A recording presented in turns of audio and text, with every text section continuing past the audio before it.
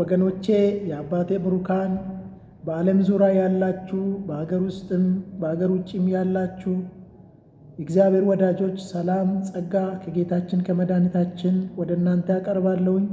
እንዴት አላችሁልኝ? የአምላካችንና የንጉሳችን የእግዚአብሔር ስም ለዘላለም የተባረከና የተመሰገነ ይሁን። ዛሬም የእግዚአብሔር ቃል አብረን እንካፈላለን።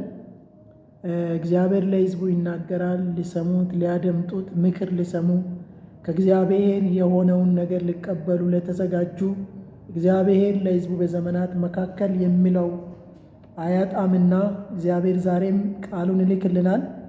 ዛሬ የምንካፈለው የእግዚአብሔር ቃል የሚገኘው አንደኛ ነገሥት ምዕራፍ 17 ቁጥር 3 እና 4 እንደውም ትንቢተ ኢሳይያስ ምዕራፍ 26 ቁጥር 20 ላይ ቆመን እውነት የእግዚአብሔርን ቃል እንካፈላለን።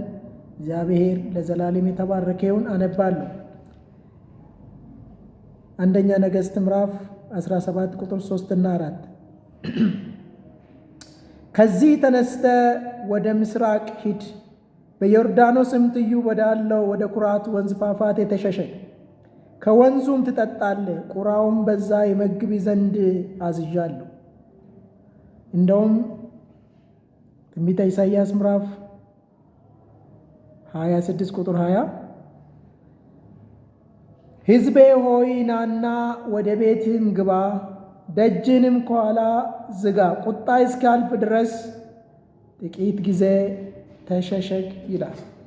አባት ሆይ የአባቶች አምላክ የነገሥታት የነቢያት የሐዋርያት አምላክ ቀድሞም ተናግረህ ንግግርህን ለሰሙ ድምፅህን ለሰሙ ቀን ያወጣላቸው እነሆ ጌታ ሆይ ዛሬም ለሚሰሙና ለሚያደምጡ ካንተ ሊሰሙ ላሉት ሁሉ ሐሳብን እንድታካፍላቸው አንተን ሰምቶ ካንተ ሰምቶ ያርፉ ዘንድ ይሸሸጉ ዘንድ ይሰወሩ ይደበቁም ዘንድ ይጋረዱም ዘንድ እነሆ የምክር ቃል እንድትለግሳቸው ለሚሰሙትም ለሚናገርም ጸጋን የምትሰጥ አንተ ሆይ እነሆ ደጃችንን እንከፍታለን፣ ልባችን ደጅ ከፍተን ካንተ ልንሰማለንና ቃልን ወደ ሁላችን ላክ።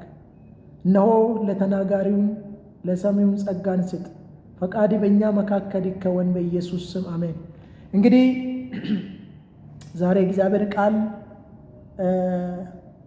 ተሸሸግ በሚል ርዕስ አብረን እንካፈላለን። ከምንድን ነው የምንሸሸገው? እንዴት ነው የምንሸሸገው? ማን ነው የሚሸሽገን? ማን ነው የሚሰውረን? ማን ነው የሚደብቀን? የምንሰወርስ ከየትኛው ነው በሚል ሐሳብ አንስተን የእግዚአብሔርን ቃል እንካፈላለን። አሁን እንዳነበብነው ክፍል እግዚአብሔር ነቢዩ ኤልያስን ታላቅ ነቢይን ሰማያትን ለ3 ዓመት ተኩል ዝናብ እንዳይሰጥ ጸልዮ የዘጋውን እግዚአብሔር ከአፉ ጋር ይሠራ የነበረው የሚነገርለት የሚወራለት እንደሆነ ታሪካዊ ዳራ ይነግረናል። በዚህ ነቢይ ታላቅ ነቢይ እግዚአብሔር አንድ ወቅት ተነስተ ተሸሸግ ይለዋል። እግዚአብሔር የሚሸሸግበት የሚሰውርበት የሚደብቅበት መንገድ ያውቃል። ክፉ ዘመን መልካሙን እንዳየ ሁሉ አማኝ የሆነ እግዚአብሔር ጋር ብዙ ድልን የተቀናጀ እግዚአብሔርን እጅ ያየና ከእግዚአብሔር ጋር ይሠራ የነበረ እግዚአብሔር የአፉን ቃል የሚያከብርለት ነቢይ እንደሆነ እንመለከታለን። ይሁን እንጂ እግዚአብሔር አሁን የምትሸሸግበት ጊዜ ነው። ለሁሉም ጊዜ አለ። አሁን የምትሸሸግበት የምትሰወርበት ጊዜ ነው። የምትሸሸግበትና የሚሰወርበትም ስፍራ ይሄ ነው እያለ እግዚአብሔር ሲነግረው እናያለን። እንግዲህ እግዚአብሔር እንድንሸሸግም የሚፈልግበት ጊዜ አለ። እንድንሰወርበት የሚፈልግበትም ጊዜ አለ። መንገዱን አናውቀው። ምናልባት ዛሬ ይሄን ቃል የምትሰሙ በቻሌንጅ በመከራ በፈተና ውስጥ ሆናችሁ በማይመች ሁኔታ ውስጥ ሆናችሁ እያለፋችሁ ያላችሁ እናንተ እግዚአብሔር መልካሙን ቀን ያመጣላችኋል። እግዚአብሔር መልካም ውስጥ ተሰውራችሁ እግዚአብሔር እውነት ውስጥ ተሰውራችሁ የእግዚአብሔር ኪዳን ውስጥ ተሰውራችሁ በመቆየታችሁ ውስጥ ብሩህ ቀን የምታዩበትና ድልን የምትቀናኙበት በእምነታችሁ መልካሙን ያላያችሁን ድል የምትቀናጁበት ምዕራፍ እንደሆነ አውቃችሁ አምላካችሁን በማመን በመሰወርና በማይመች ሁኔታ ውስጥ አምላካችሁን እየጠራችሁ የሚሰውረውን፣ የሚደብቀውን፣ የሚጋርደውን፣ የሚሰውረውን እግዚአብሔርን እየጠራችሁ እንድትታገሱ ይመክራችኋል።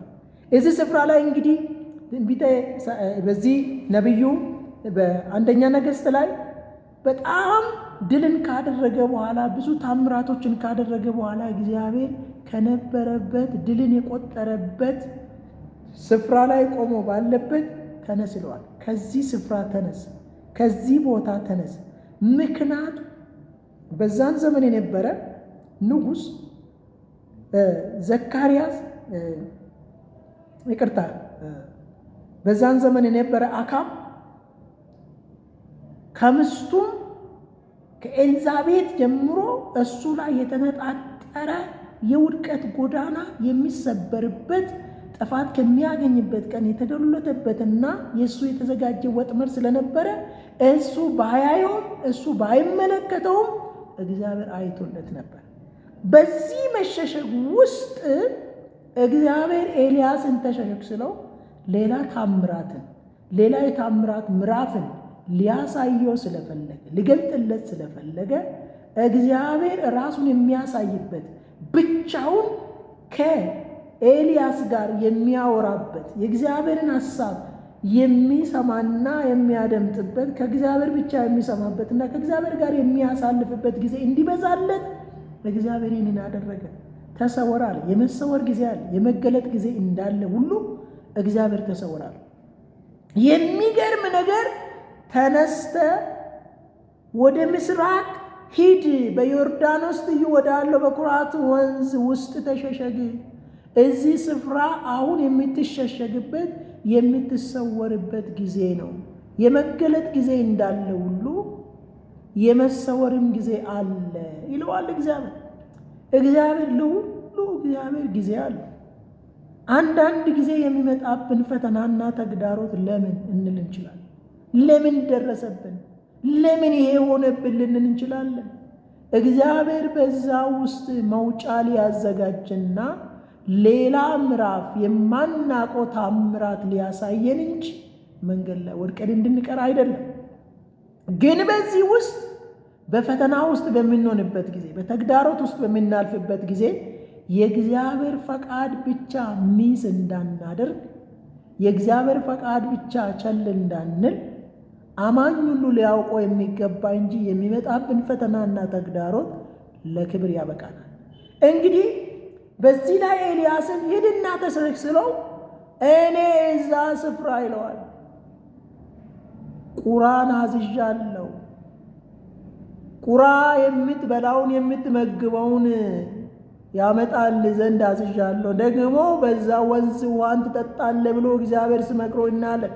እግዚአብሔር ቁራ ጠዋትና ማታ እንጀራና ስጋን ያመጣለት እንደነበረ እንመለከታለን። የእግዚአብሔር አደራረግ አናውቅም። የእግዚአብሔር ፕሮግራም አናቅም።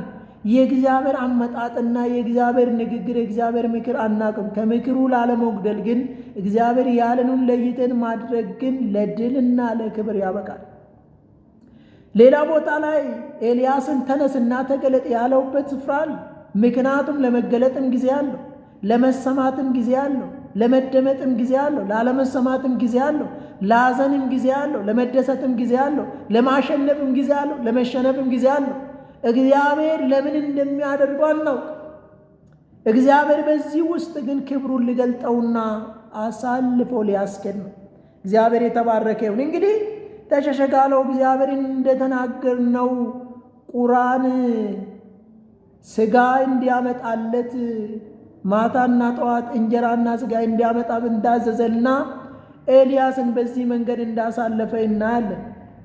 እንደው እግዚአብሔር ተሸሸግበት ጊዜ የሚልበት እግዚአብሔር ምክር እግዚአብሔር ዛሬም በትንቢተ ኢሳይያስ ምዕራፍ 26 ቁጥር 20 ላይ እንደምንመለከተው ሕዝቤ ሆይ ና ወደ ቤት ግባ፣ ደጅንም ከኋላ ዝጋ፣ ቁጣ እስኪያልፍ ድረስ ጥቂት ጊዜ ተሸሸግ። አንዳንድ ጊዜ እግዚአብሔር ከቁጣ ሊሰውረን፣ ከውድቀት ሊሰውረን፣ ከስብራት ሊሰውረን መንገዱን ያሳየናል። ኑ ተሸሸጉ ይላል። ካለው ከክፋት ዘመን ከሐሜት እንሸሸግ፣ ከውድቀት እንሸሸግ። ከምድር ላይ ከሚደረገው ክፉ ነገር ላንሰማና ላናየው ላንደባለቅ እንሸሸግ። ዛሬ በምድር ላይ የሚደረገው ክፉ ግብዣ አለ፣ የውድቀት ግብዣ አለ። እግዚአብሔር የተጸየፈው ውስጥ ብዙዎች ተደባልቀዋል። በዚህ ምድር ላይ ወገኖች ሆይ ዛሬ በጣም እግዚአብሔር ወገን ነን የሚሉ እንኳን ዘመን የመጣላቸው ሕዝብን እያታለሉ እነሱ ተደልቦ እነሱ መንገድ ተሳክቶላቸው በር ተከፍቶላቸው ቀና ብሎ የሚናገሩን አያውቁም። ነገር ግን ለጽድቅ የሚኖሩ ሰዎች የተጣሉ ይመስላሉ። ሐዘንና ሮሮ በደጃቸው ላይ ድምፁን ያሰማል።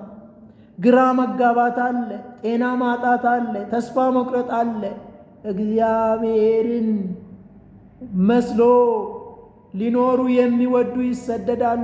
ስደት መልኩን ቢቀይርም በሌላ መንገድ የምንጎሸምበት የሚፋለሙን የሚልኩና የሚላኩብን ነፍሳችን የሚያስጨንቁ ይኖራል።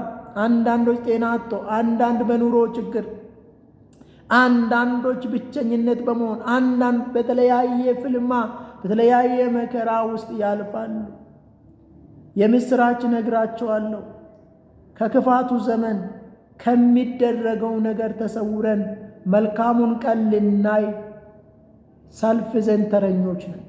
ማንም እንደወደቀ እንዳዘነ አይቀርም። ማንም እንዳጣ አይቀርም። ማንም እንደ ባዶ እንደሆነ አይቀርም። እግዚአብሔር ይመጣል። የሚገርም ለሕዝቡ ተሸሸግ ስለው ከሚታየው ይልቅ ከሚሰማ ይልቅ ከእግዚአብሔር እንዲሰሙ፣ ከእግዚአብሔር እንዲያደምጡ፣ ከእግዚአብሔር ጋር እንዲያሳልፉ ቁጣ ዘመን ጋር ተደባልቆ ቁጣው ነገር እንዳገኛቸው የሚመጣ ክፉ ነገር ላገኛቸው ሕዝቡን እግዚአብሔር ና ተሸሸግ ይለዋል። ወደ እልፍኝ ወደ ቤት ግባ፣ እልፍኝንም ከኋላ ዝጋ፣ ጥቂት ጊዜ ተሸሸግ፣ ይህ ቁጣ እስኪያልፍ ድረስ ለቁጣ የሚጋብዘው ውስጥ እንዳትደባለቅ እንዳትወሰድ ሕዝቤ ሆይ ና ይላል። ዛሬ ብዙ ሰው ያማል፣ መንግስታትን ያማሉ። እርስ በርስ ዘረኝነት አለ፣ ክፋት አለ፣ አመፅ አለ። ከክፋት እንሸሸግ፣ ከአመፅ እንሸሸግ። እግዚአብሔር ሊሸሽገን የሚፈልገው መንገድ ላይ እንገኝ። ብሩህ ቀን ለማየት፣ ተስፋን ያዘለ ቀን ለማየት፣ ለክብር ቀን ለመብቃት እንሸሸግ። አንድ ጊዜ አንደኛ ሳሙኤል ምዕራፍ 19 ቁጥር 2 ላይ ዮናታን ለዳዊት አንድ ምክር ነገረው። አባቱ ሳኦል ሊገድለው እንደሚፈልገው፣ ሊያጠፋ እንደሚፈልገው፣ ሊያስቀር እንደሚፈልገው የሳኦል ልጅ ዮናታን ዳዊትን ስመክሮ እናያለን።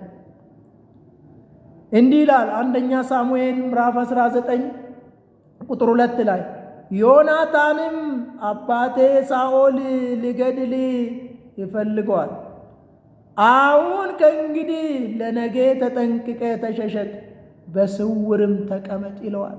ዳዊትን መጥቶ የሳኦል ልጅ ዮናታን ይመክረዋል። ቁጣ ሊመጣብህ ነው፣ ውድቀት ታውጆብሃል፣ ሊያጠፋ ይፈልጋል፣ ሊገድል ይፈልጋል ይለዋል። ለምን? ዳዊትን ሊያድነው ስለፈለገ፣ ሊታደገው ስለፈለገ ራሱ የሳኦል ልጅ ዮናታንን እግዚአብሔር ለመልካም ልቡን ቀሰቀሰ።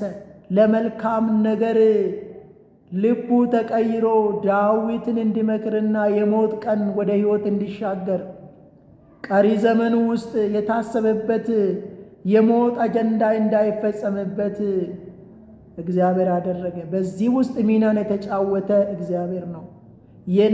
ዮናታንን የሳኦልን ልጅ ለዳዊት እንዲራራና ሞት እንዳገኘው ያደረገ እግዚአብሔር ነበር። ወገኖች ሆይ ለምንድን ነው የምንሸሸገው? አንደኛ የድልና የምንገለጥበት ቀን እስኪደርስ ድረስ እንሸሸግ። ሁለተኛ ለምንድን ነው የምንሸሸገው? ጊዜውን የሚያውቅና የሚመራውን እግዚአብሔርን ሰምተን እንሸሸግ። ሶስተኛ ቁጣ ቀንና ከጥፋት ለመዳን በእግዚአብሔር ሐሳብ ውስጥ እንሸሸግ። አራተኛ ስለኛና ስለኛ መትረፍ ጎዳናውን የሚያውቀው የኛ ጎዳና የሚያውቅልንን እግዚአብሔርን እያየን እንሰወር። እግዚአብሔር ይርዳን። ለሁሉም ጊዜ አለው። ክፉ ነገርን ለማለፍ መልካም ቀን ለማየት እግዚአብሔር ሐሳብ ውስጥ መሰወር፣ እግዚአብሔር ምክር ውስጥ መሰወር መልካም ነው። ጌታ አምላካችን ሆይ ለሕዝብ ምክር አለ ተሸሸጉ ስላልከን እናመሰግናለን። አሁን ይህን ቃል እውነት ለሰሙ ሁሉ ቀናቸው የሰመረ ይሁን። አባት ሆይ ለሰሙ ሁሉ ለክፋት፣ ለአመፅ፣ ለተንኮል ራሳቸውን ሸሽገው በአንተ ፈቃድ ውስጥ መውጣት መግባት እንዲበዛላቸውን የጸለዩ ደግሞ በመከራና በጭንቀት ውስጥ ያለፉ ሁሉ ቀን እንዲወጣላቸው ኃይል ክብርን እግዚአብሔርን ትገልጥላቸውን ይለምናለሁ። ስለ ሁሉ ክብር ላንተ ይሁን። ያው ጌታ ተከበርከው በኢየሱስ ስም አሜን።